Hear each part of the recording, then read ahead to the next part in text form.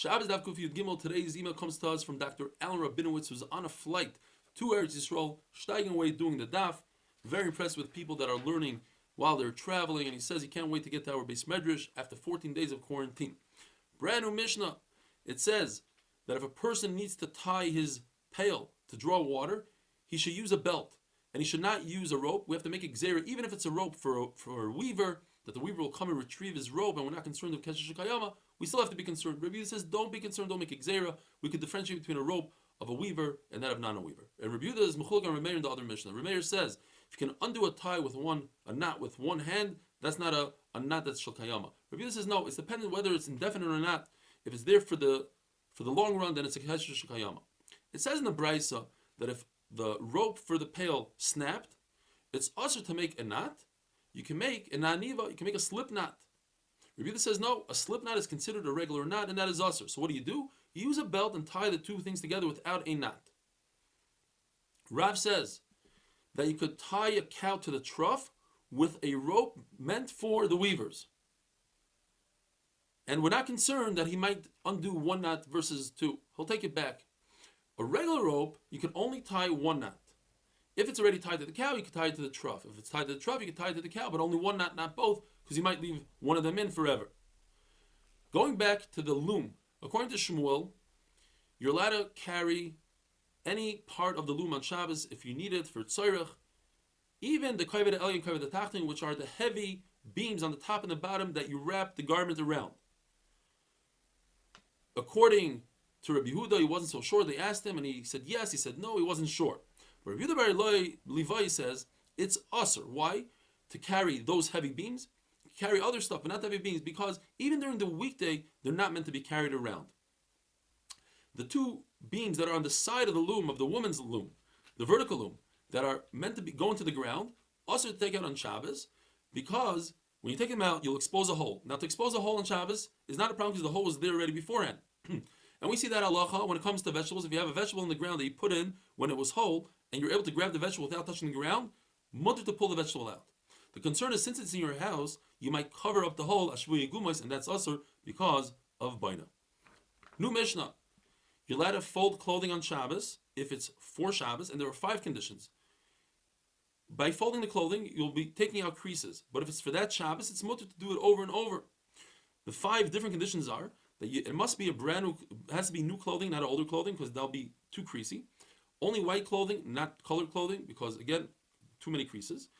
Provided you don't have another set of clothing, and you do it by yourself, not with your friend, because your friend and yourself will take out more creases, and it has to be for that Shabbos, as we mentioned. You're allowed to make your bed on Shabbos if you're going to use it that Shabbos, but you're not allowed to make your bed on Shabbos for after Shabbos. And the next daf, we're going to see more about the halachas from Shabbos to Yom Kippur and Yom Kippur to Shabbos. If you don't have another set of clothing for Shabbos, you only have weekday clothing, you should undo your weekday clothing, make them longer like the wealthy people do, and it doesn't constitute gaiva because everybody understands you're doing it, l'kaved Shabbos. The beautiful pasuk from Navi that a lot of people say before Kiddush, v'chibadetoi, we learn from the pasuk, v'chibadetoi, that everything you do on Shabbos must be different than the weekday. So, even your clothing has to be unique and special for Shabbos. Ma'asois brachecha, your walk should look different. The Gemara says you shouldn't take wide steps, more than an amma wide. Now, a wide step is also during the weekday as well, because it takes 1/500th of your eyesight. And when you make kiddush Friday night, drinking the wine gives your eyesight back. Some people say you put the wine in your eyes, according to some Rishonim. Nevertheless, if you have a really good reason to do so, you do so in the weekday, but not on Shabbos. According to Rav Huna, if you have a puddle in front of you, if you could leave one foot on one side and get to the other side without jumping, that's okay. Says Rava, what should he do? Go around the puddle, you're creating more tirchan Shabbos. Go into the puddle, it might wet your clothing and you'll do schita, libon, that's awesome. Jump over the puddle is preferable. Continuing with the pasuk, mimtzoi chavtzecha, to do things for l'shem shemayim, for a mitzvah, like shiduchim, or discuss how much tzedakah you're going to give, that's allowed on Shabbos, but not business.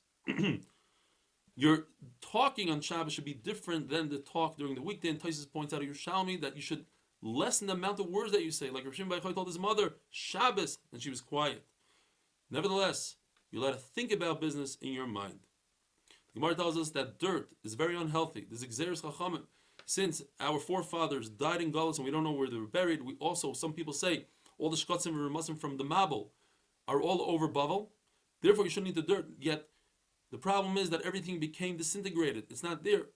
Nevertheless, there's a takanas chachamim, since it's unhealthy, like somebody once ate clay, and then he ate cress, and the cress grew in his stomach to the point it hit his heart, and it killed him. Naomi tells Rus, we're going to go into a bunch of psukim about Rus. She tells Rus, bathe yourself, anoint yourself, and then put on your clothing. Obviously, she has to put clothing on. What she meant to say is, put on your big day Shabbos before you meet Bayaz. The Gemara says, Tein l'chacham v'yech gamoid, referring to Rus and Shmuel. They were told things, they did exactly what they were told, but with a slight variation.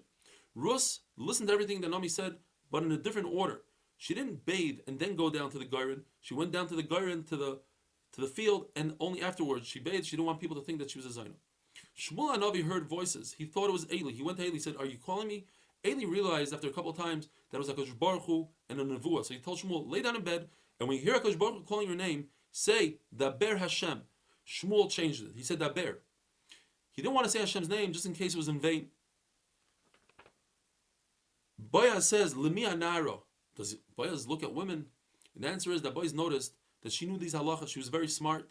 When she was picking up the grain off the floor, she was only picking up ones that were 2, not 3, like the halacha says. Or he saw that she was a tsanua. When she was picking the ones that are upright, she stood up. But when she was picking the ones that were laying down, she sat down on the floor not to expose her feet. When he noticed that Arpa left and Rus stuck around and she was davak in Nami, then he realized that she's becoming a giyaris for the real reasons, and therefore he was able to marry her. Boaz said to her, Goishi haloim, which is a very rare word. And he was miramis to her, just like David HaMelech said the word haloim, that you will have descendants, David and Shlomo, etc. But Tavat Pidach B'choimetz, you should dunk your bread into vinegar. He was hinting that you'll have descendants that are Rushaim, like Menashe, who is Ein Lo Chelik Leilam Haba, who caused the Churban Abayis. Batesha Mitzad HaKoitzrim, he put her on the other side of the table, the Koitzrim were in between them, to say that eventually Malchus Bis David is going to split.